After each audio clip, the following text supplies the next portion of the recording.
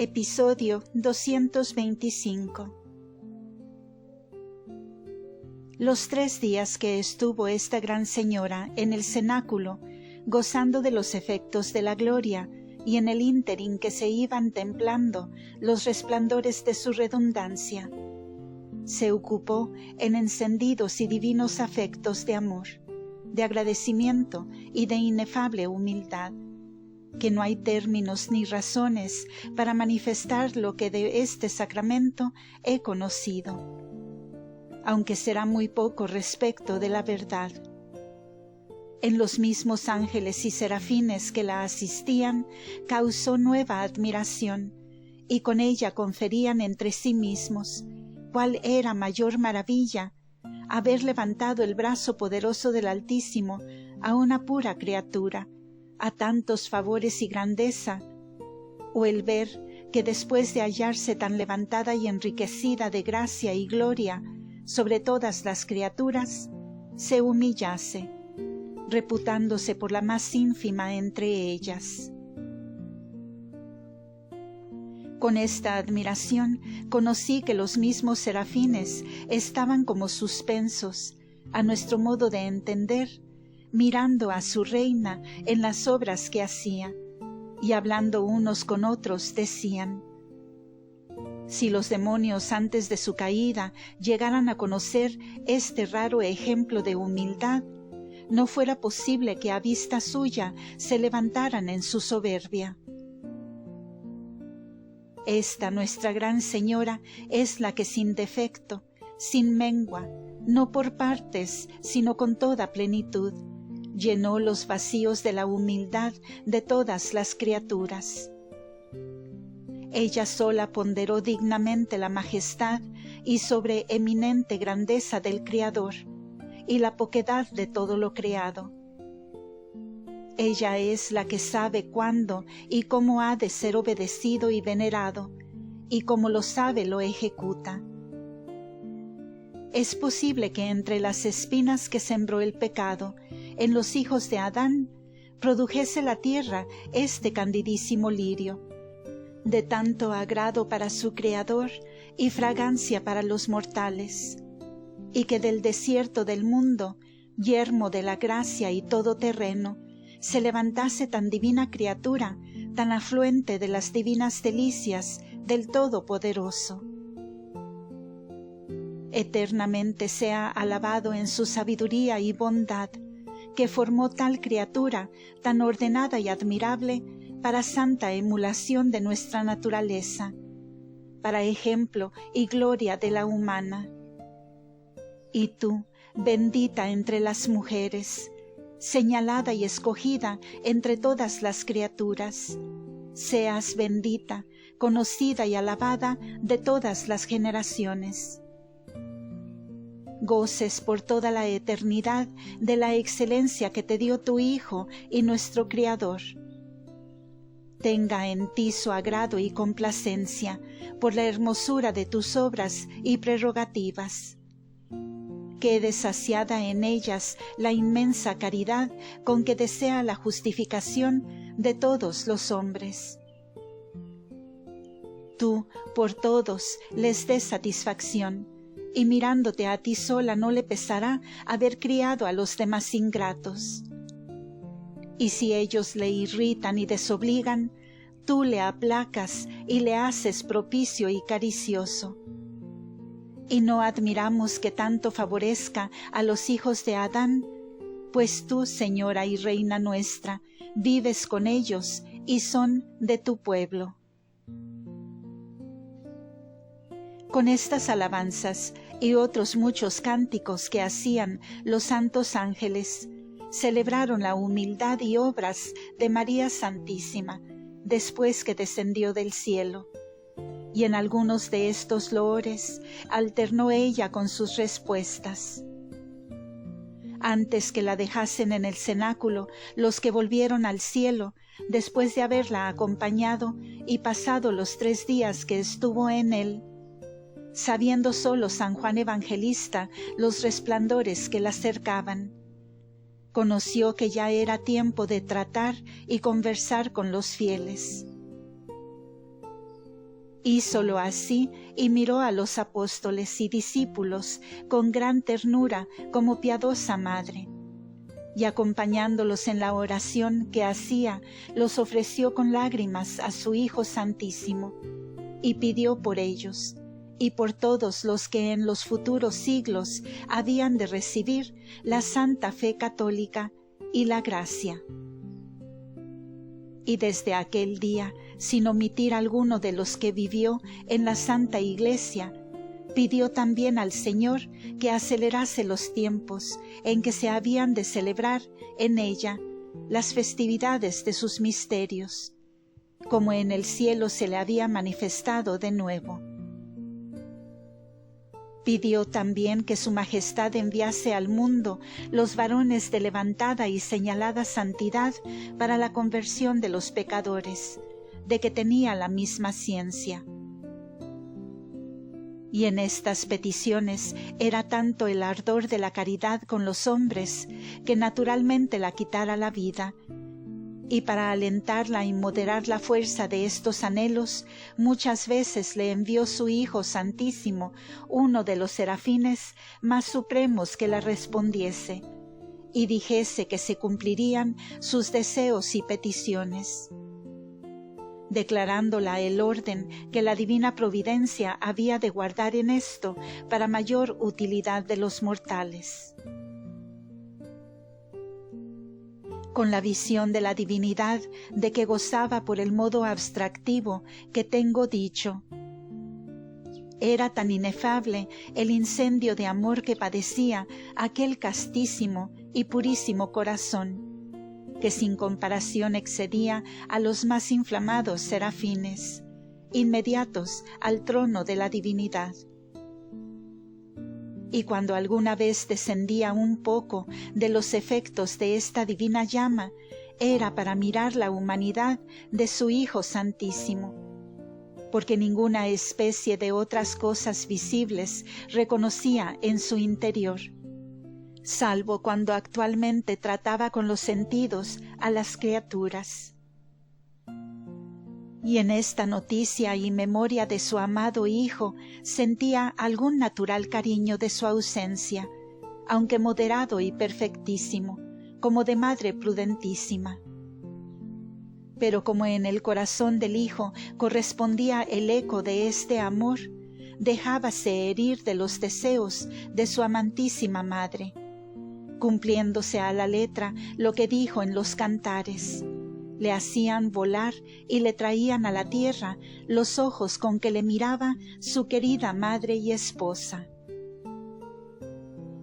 Sucedió esto muchas veces, como diré adelante. Y la primera fue en uno de los pocos días que pasaron después que la Gran Señora descendió del cielo, antes de la venida del Espíritu Santo, aún no 6 días después que conversaba con los apóstoles. En este breve espacio descendió Cristo nuestro Salvador en persona a visitarla y llenarla de nuevos dones y consolación inefable. Estaba la candidísima Paloma adolecida de amor y con aquellos deliquios que ella confesó causaba la caridad bien ordenada en la oficina del Rey. Y su Majestad, llegando a ella en esta ocasión, la reclinó sobre su pecho en la mano siniestra de su deificada humanidad, y con la diestra de la divinidad la iluminó y enriqueció, y la bañó toda de nuevas influencias, con que la vivificó y fortaleció. Allí descansaron las ansias amorosas de esta sierva herida, bebiendo a satisfacción en las fuentes del Salvador, y fue refrigerada y fortalecida para encenderse más en la llama de su fuego amoroso, que jamás se extinguió. Curó, quedando más herida de esta dolencia. Fue sana, enfermando de nuevo, y recibió vida para entregarse más a la muerte de su afecto. Porque este linaje de dolencia ni conoce otra medicina, ni admite otro remedio. Y cuando la Dulcísima Madre con este favor cobró algún esfuerzo y se le concedió el Señor a la parte sensitiva, se postró ante su real majestad y de nuevo le pidió la bendición con profunda humildad y fervoroso agradecimiento por el favor que recibió con su vista. Estaba la prudentísima señora desimaginada de este beneficio, no sólo por haber tan poco tiempo que carecía de la presencia humana de su Santísimo Hijo, sino porque su Majestad no le declaró cuándo la visitaría, y su altísima humildad no la dejaba pensar que la dignación divina se inclinaría a darla aquel consuelo. Y como esta fue la primera vez que la recibió, fue mayor la admiración con que quedó más humillada y aniquilada en su estimación. Estuvo 5 horas gozando de la presencia y regalos de su Hijo Santísimo, y nadie de los apóstoles conoció entonces este beneficio, aunque en el semblante con que vieron a la Divina Reina y en algunas acciones sospecharon tenía novedad admirable. Pero ninguno se atrevió a preguntarle la causa por el temor y reverencia con que la miraban. Para despedirse de su Hijo purísimo, al tiempo que conoció se quería volver a los cielos, se postró de nuevo en tierra, pidiéndole otra vez su bendición y licencia, para que si alguna vez la visitase como entonces, reconociese en su presencia los defectos que cometía en ser agradecida y darle el retorno que debía a sus beneficios. Hizo esta petición porque el mismo Señor la ofrecía, que la visitaría algunas veces en su ausencia, y porque antes de la subida a los cielos, cuando vivían juntos, acostumbraba la humilde madre a postrarse ante su Hijo y Dios verdadero, reconociéndose indigna de sus favores y tarda en recompensarlos, como en la segunda parte queda dicho. Y aunque no pudo acosarse de alguna culpa, porque ninguna cometió la que era madre de la santidad, ni tampoco con ignorancia se persuadió a que la tenía porque era madre de la sabiduría, pero dio el Señor lugar a su humildad, amor y ciencia, para que llegase a la digna ponderación de la deuda que como pura criatura tenía a Dios como a Dios. Y con este altísimo conocimiento y humildad le parecía poco todo lo que hacía en retorno de tan soberanos beneficios. Y esta desigualdad atribuía a sí misma, y aunque no era culpa, quería confesar la inferioridad del ser terreno comparado con la divina excelencia. Pero entre los inefables misterios y favores que recibió desde el día de la ascensión de su Hijo Jesús, Salvador nuestro, fue admirable la atención que esta prudentísima maestra tuvo para que los apóstoles y demás discípulos se preparasen dignamente para recibir al Espíritu Santo. Conocía la gran reina cuán estimable y divino era este beneficio que les prevenía el Padre de las lumbres, y conocía también el cariño sensible de los apóstoles con la humanidad de su Maestro Jesús, y que los embarazaría algo la tristeza que padecían por su ausencia. Y para reformar en ellos este defecto y mejorarlos en todo, como piadosa Madre y poderosa Reina, en llegando al cielo con su Hijo Santísimo, despachó otro de sus ángeles al cenáculo para que les declarase su voluntad y la de su Hijo, que era se levantasen así sobre sí, y estuviesen más donde amaban por fe al ser de Dios, que donde animaban que eran los sentidos, y que no se dejasen llevar de la vista sola de la humanidad, sino que les sirviese de puerta y camino para pasar a la divinidad, donde se halla adecuada satisfacción y reposo.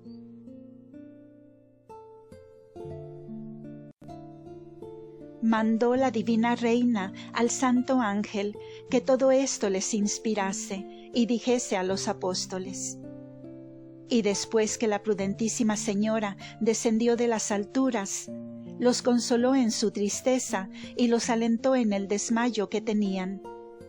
Y cada día 1 hora les hablaba y la gastaba en declararles los misterios de la fe, que su Hijo Santísimo le había enseñado.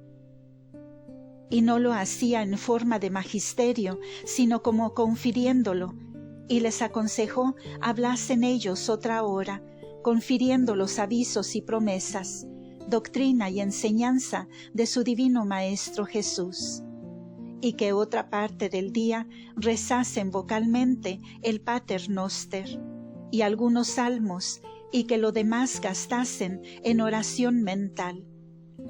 Y a la tarde tomasen algún alimento de pan y peces, y el sueño moderado. Y con esta oración y ayuno se dispusieren para recibir al Espíritu Santo, que vendría sobre ellos. Desde la diestra de su Hijo Santísimo cuidaba la vigilante Madre de aquella dichosa familia, y para dar a todas las obras el supremo grado de perfección, aunque hablaba después de bajar del cielo a los apóstoles, nunca lo hizo sin que San Pedro o San Juan se lo mandasen. Y pidió y alcanzó de su Hijo Santísimo que así se lo inspirase a ellos, para obedecerlos como a sus vicarios y sacerdotes. Y todo se cumplía como la maestra de la humildad prevenía, y después obedecía como sierva, disimulando la dignidad de reina y de señora, sin atribuirse autoridad, dominio ni superioridad alguna, sino obrando como inferior a todos. Con este modo hablaba a los apóstoles y con los otros fieles. Y en aquellos días les declaró el misterio de la Santísima Trinidad con términos muy altos e incomprensibles, pero inteligibles y acomodados al entender de todos. Luego les declaró el misterio de la unión hipostática, y todos los de la Encarnación y otros muchos de la doctrina que habían oído de su Maestro. Y como para mayor inteligencia serían ilustrados por el Espíritu Santo cuando le recibiesen. Enseñóles a orar mentalmente, declarándoles la excelencia y necesidad de esta oración, y que en la criatura racional el principal oficio y más noble ocupación ha de ser levantarse con el entendimiento y voluntad, sobre todo lo criado, al conocimiento y amor divino, y que ninguna otra cosa ni ocupación se debe anteponer ni interponer, para que el alma se prive de este bien, que es el supremo de la vida y el principio de la felicidad eterna. Enseñóles también cómo debían agradecer al Padre de las misericordias el habernos dado a su unigénito, por nuestro reparador y maestro, y el amor con que nos había redimido a costa de su pasión y muerte, su majestad. Y porque a ellos que eran apóstoles los había escogido entre los demás hombres, para su compañía y fundamentos de su santa Iglesia. Con estas exhortaciones y enseñanzas ilustró la Divina Madre los corazones de los 11 apóstoles y de los otros discípulos, y los fervorizó y dispuso para que estuviesen idóneos y prevenidos a recibir al Espíritu Santo y sus divinos efectos. Y como penetraba sus corazones y conocía la condición y natural de cada uno, a todo se acomodaba, como la necesidad de cada cual lo pedía, según su gracia y espíritu, para que con alegría, consuelo y fortaleza obrasen las virtudes. y en las exteriores les advirtió hiciesen humillaciones, postraciones y otras acciones de culto y reverencia, adorando a la majestad y grandeza del Altísimo. Todos los días por la mañana y tarde iba a pedir la bendición de los apóstoles, primero a San Pedro como cabeza y luego a San Juan y a los demás por sus antigüedades. Al principio se querían retirar todos de hacer esta ceremonia con María Santísima, porque la miraban como a reina y madre de su Maestro Jesús. Pero la prudentísima Señora los obligó, para que todos la bendijesen como sacerdotes y ministros del Altísimo, declarándoles esta suprema dignidad y el oficio que por ella les tocaba, la suma reverencia y respeto que les debía. Y como esta competencia venía a ser sobre quien más se humillaba, era cierto que la maestra de la humildad había de quedar victoriosa, y los discípulos vencidos y enseñados con su ejemplo. Fin del episodio. Continuará.